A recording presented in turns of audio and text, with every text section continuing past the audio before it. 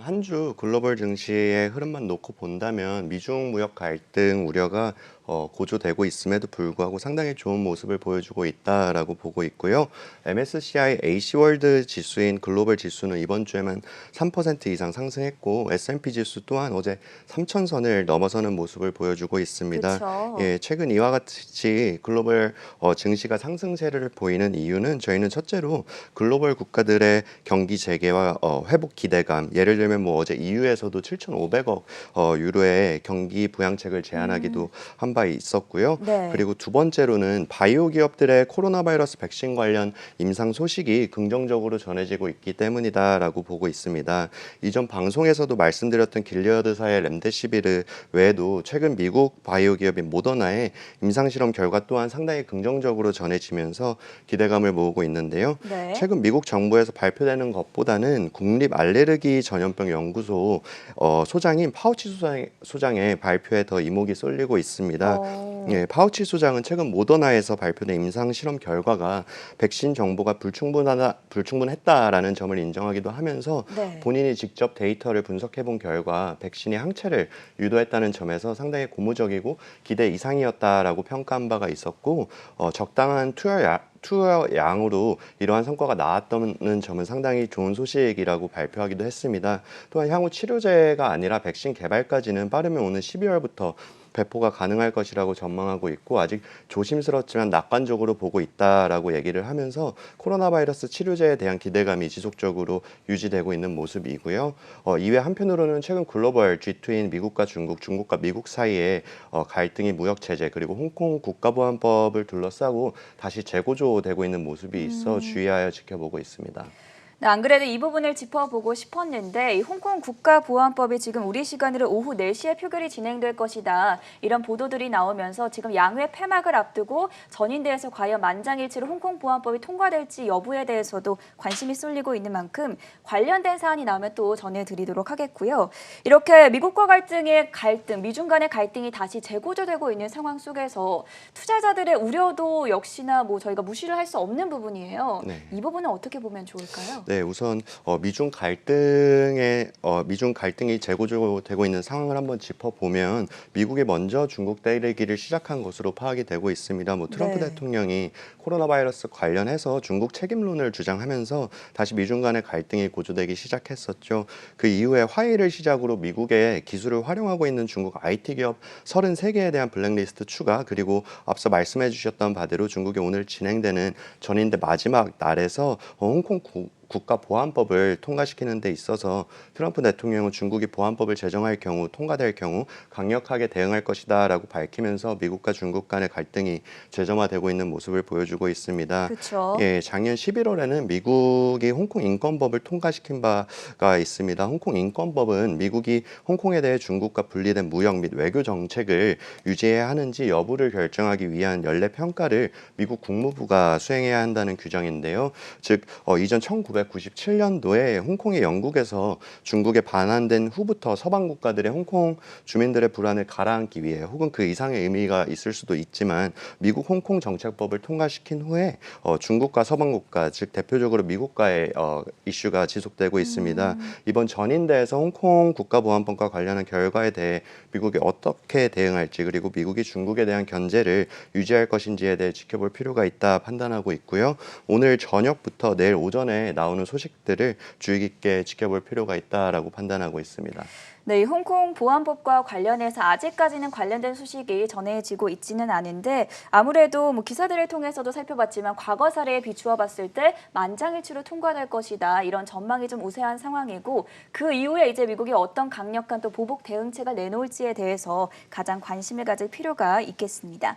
자, 그럼 본격적으로 오늘 대세 종목 알아보도록 할 텐데요. 오늘은 어떤 종목 들고 오셨을까요? 네, 오늘은 4차 산업과 관련된 업종 중에 자율주행 전기차 관련 종목 3개를 소개해드리고자 합니다. 최근 길리어드사의 렘데시비르나 아닌 모더나에서 코로나 바이러스와 관련한 백신 및 치료제 개발에 긍정적인 소식이 전해지면서 기대감을 모으고 있는 상황이고요. 저희는 코로나 바이러스 사태로 언택트 사업이 패러다임의 변화를 가지고 왔다면 또 하나의 변화로 셰일가스 혁명에서 이어지는 전기차, 대체 에너지의 산업 성장이 가속화될 것이라 판단하고 있습니다. 코로나 사태 이후 이후에 지구 온난화 현상이나 환경에 대한 관심이 확실히 부각되고 있다 판단하고 있고요.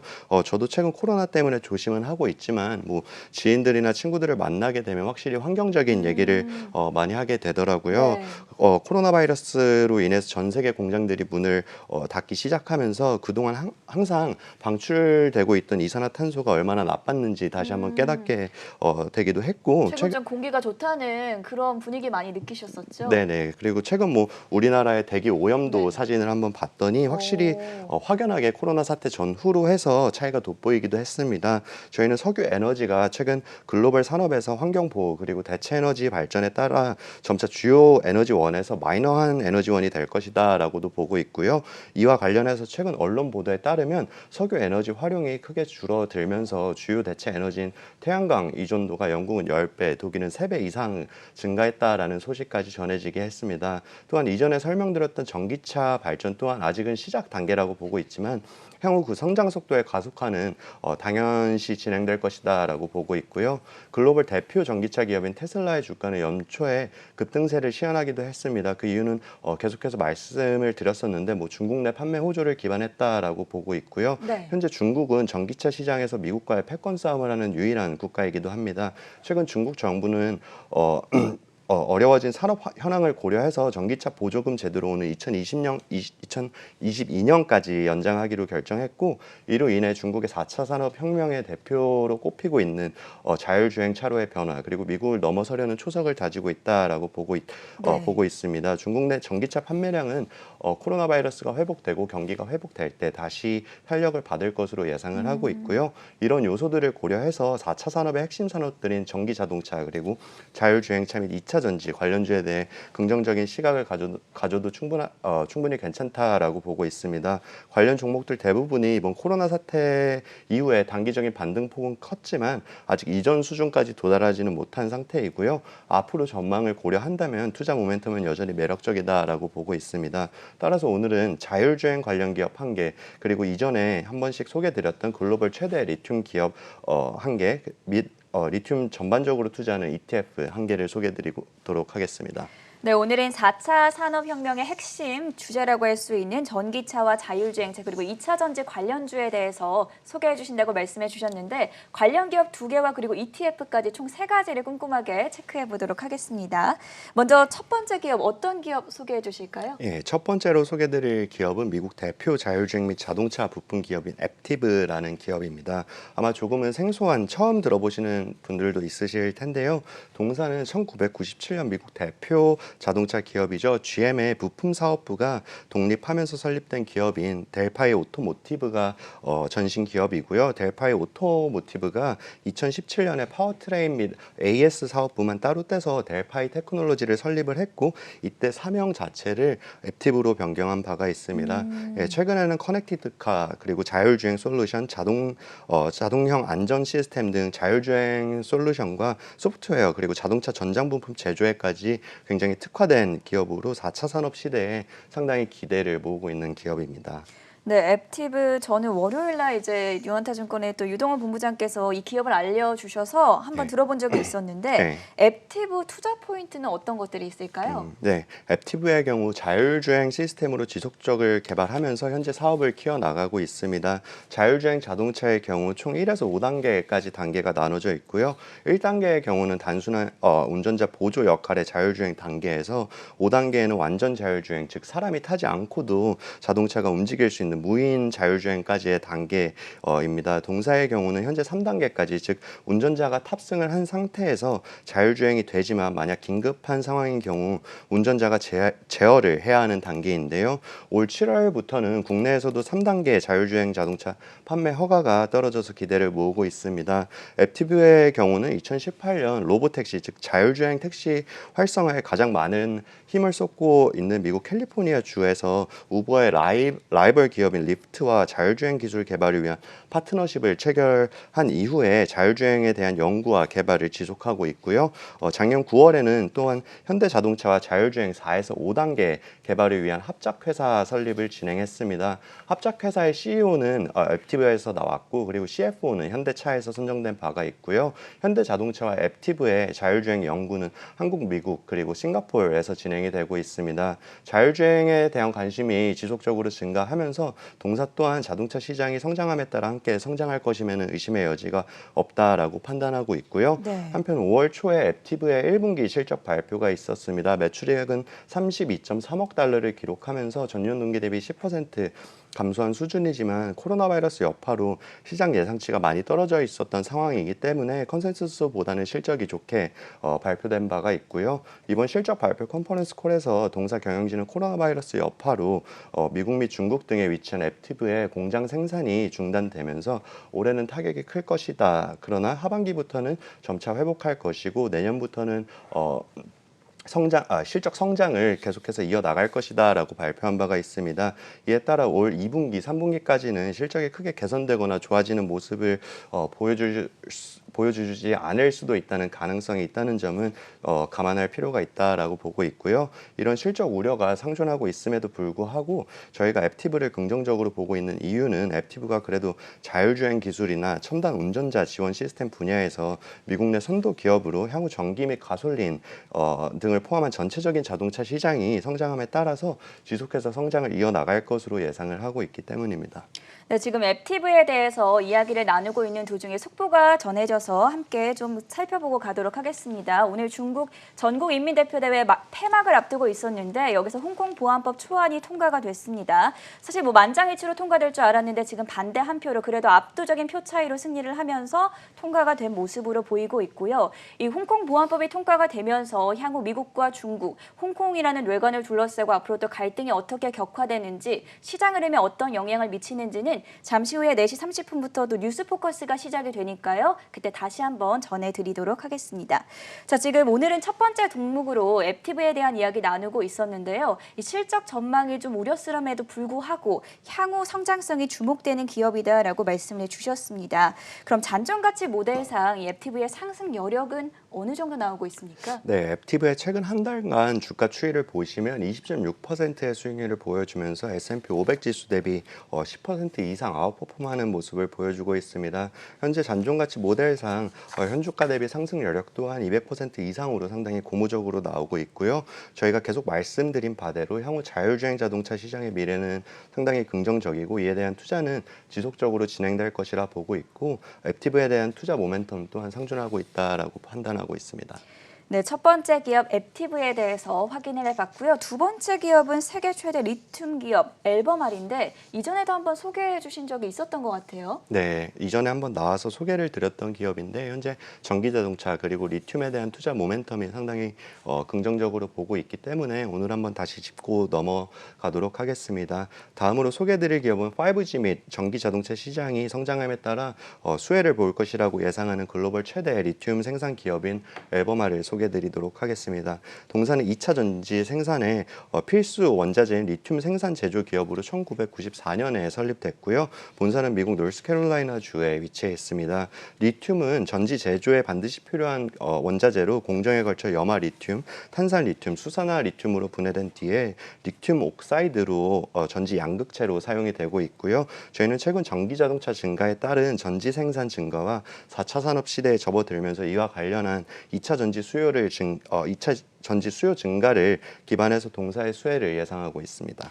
그렇다면 이 앨범알의 투자 포인트들은 어떤 게 있을까요? 네, 앨범알의 경우 올 1분기 실적을 한번 살펴보시면 매출액은 7.4억 달러를 기록하면서 시장 예상치를 상회했지만 코로나 바이러스 여파로 인해 수급이 막히면서 전년 동기 대비 11% 감소하기는 했습니다. 저희는 동사가 올 하반기부터는 리튬 수요 회복과 그리고 경제 활동이 재개되면서 원활한 수급이 진행될 것이다 예상을 하고 실적은 회복될 것이다 라고 보고 있고요. 최근 2년여 동안의 리튬 공급 과잉 형상으로 영향으로 리튬 시장이 전반적으로 침체기를 맞았고 리튬 가격은 2년 전 대비 약 절반 이상 떨어져 있는 상황인데요. 저희가 리튬 가격과 앨범알 주가의 상관성을 분석한 결과 약 86%의 상관성을 보이고 있고요. 물론 정확하게 일치하지는 않아 참고용 자료로만 사용을 하고 있는데 리튬 가격이 하락했을 때 앨범알의 주가 또한 86%의 확률로 함께 하락할 가능성이 있다라는 말이고 반대로 리튬 가격이 상승했을 때 앨범알 주가 또한 86%의 상관관계로 상승할 가능성이 있다라고 보고 있고요. 말씀드린 바와 같이 저희는 4차 산업 시대에 접어들면서 리튬 수요가 크게 증가하고 리튬 가격이 반등할 것이라고 예상함에 따라서 동사 또한 주가 상승 모멘텀이 상존한다라고 보고 있습니다. 작년 12월 12일에는 유럽연합인 EU에서 32억 유로 규모의 리튬 전지 보조금을 발표를 했고 전기 자동차 수요 증가에 맞춰서 유럽 내 리튬 전지 제조 활성화를 시사하기도 했습니다. 이와 같이 저희는 올해와 내년 전기 자동차 반도체 시장 성장을 예상하고 있고 이에 따라 리튬 수요 또한 굉장히 크게 증가할 것이라고 예상을 하고 있습니다. 이에 따라 리튬 시장 전반의 반등을 예상하고 있고 동사 또한 수혜를 볼 것이다라고 전망을 하고 있습니다. 네, 그렇다면 역시나 앨범알의 잔존가치 모델상 상승 여력은 얼마나 남아 있는지 함께 체크를 해볼까요? 네, 앨범알의 잔존가치 모델상 상승 여력은 예상 ROE 12.5%, 리스크 프리미엄 5%를 적용을 했을 때 현주가 대비 약 100% 이상 상당히 높게 나오고 있습니다. 현재 전기차 그리고 2차 전지에 반드시 필요한 원자재인 리튬의 과잉 공급에 대한 우려가 아직까지 상존은 하고 있습니다만 과잉 공급을 넘어선 수요가 있을 것이라 판단하고 있고 이에 따라 동사의 투자 모멘텀은 여전히 유효하다라고 보고 있습니다. 네, 두 가지 종목들 살펴봤고요. 기업들의 종목을 살펴봤다면 이번에는 ETF 투자에 관련된 투자 판단을 들어보도록 하겠습니다. 마지막으로 소개해 주실 ETF는 어떤 ETF입니까? 예, 마지막으로 소개드릴 ETF 또한 저번에 한번 나와서 설명드렸던 ETF입니다. 현재 좋은 투자 모멘텀이 지속되고 있다 판단하기에 다시 한번 설명드리도록 하겠습니다. 이번에 소개드릴 ETF는 글로벌 최초이자 유일한 배터리, 원자재 리튬 및 2차 전지 관련 기업에 집중 투자하는 글로벌 X 리튬 앤 배터리 테크 ETF입니다. 운용사는 글로벌 X사이고 설정일은 2010년 7월에 설정했습니다. 현재 운용 보수는 0.75% 수준이고 총 운용 규모는 약 5억 달러 규모로 운용이 되고 있습니다. 현재 테슬라 그리고 앨범알 외에도 소시에다드 커미카 등 전기 자동차와 2차 전지 산업을 주도하고 있는 글로벌 대표 기업들로 구성이 되어 있고요. 저희는 기존 에너지 동력원들이 대체 에너지 전기차로의 전환이 빠르게 일어날 것이다라고 계속해서 말씀드리고 있습니다. 또한 최근 국내 현대 기아차 등 국내 기업들 또한 전기차로의 전환을 적극적으로 할 것이다라고 발표를 하면서 전기차에 대한 관심이 지속 증가하고 있고 이는 상당히 긍정적인 변화라 보고 있습니다. 저희는 이와 같이 현재는 가솔린을 사용한 차량보다는 전기차 그리고 전기차 관련 부품업의 미래가 더 밝다라고 보고 있고 리튬 전반에 투자하는 ETF에 주목할 필요가 있다라고 보고 있습니다. 네, 아무래도 전기차나 리튬 같은 종목에 저희가 하나씩 들어가기보다는 ETF로 투자하면 훨씬 더 좀 안정적으로 투자를 할 수 있기 때문에 마지막으로는 리튬에 투자하는 ETF를 골라오셨는데요. LIT ETF의 투자 포인트들은 어떤 것들이 있을까요? 네, 우선 앞서서 앨범알을 소개해드렸을 때 설명드린 바와 같이 리튬은 재생전지, 2차 전지에 필요한 금속으로서 공정에 걸쳐 염화 리튬, 탄산 리튬, 숲산화 리튬으로 분해된 뒤에 리튬 옥사이드, 즉 전지 양극재로 쓰이는 원자재입니다. 최근 4차 산업 시대에 접어들면서 그리고 전기자동차 수요 증가에 따른 전지 생산 증가를 기반한 리튬 관련 ETF의 수혜를 예상하고 있고요. 그리고 최근 2년 동안의 리튬 가격 변화를 봤는데 현재는 공급 과잉으로 인해서 2년 전 대비 리튬 가격이 절반 이상으로 하락해 있다라고 말씀을 드렸었고 최근 전기자동차에 반드시 필요한 2차 전지 수요 증가 그리고 5G나 IoT 기기에 필요한 리튬 수요 증가를 기반해서 2020년 하반기부터는 반등할 것이라고 예상을 하고 있습니다. 다만 현재 코로나 바이러스 여파로 각 글로벌 국가들이 기업 살리기 일환으로 환경 규제를 완화하겠다라는 소식이 계속해서 전해지면서 신재생 에너지, 대체 에너지 성장과 관련한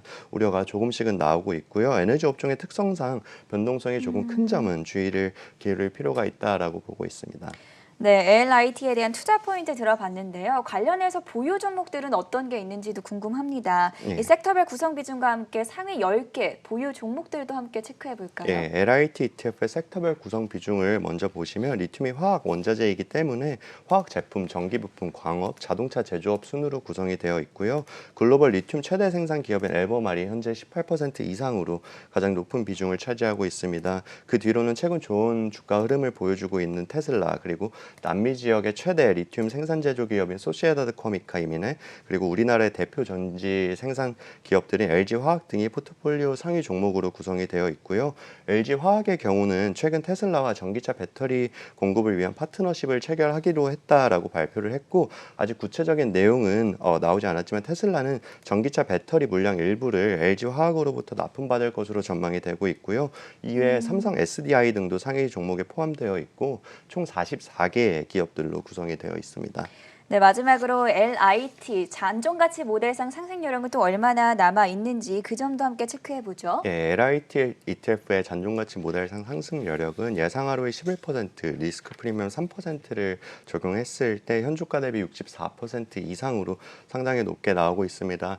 향후 지속적으로 증가할 전기 자동차의 수요, 그리고 이에 따른 2차 전지 수요 증가를 기반해서 리튬에 대한 중장기적인 투자 모멘텀은 여전히 유효하다라고 판단을 하고 있고, 현재 관심을 기울일 필요가 있다라고 보고 있습니다.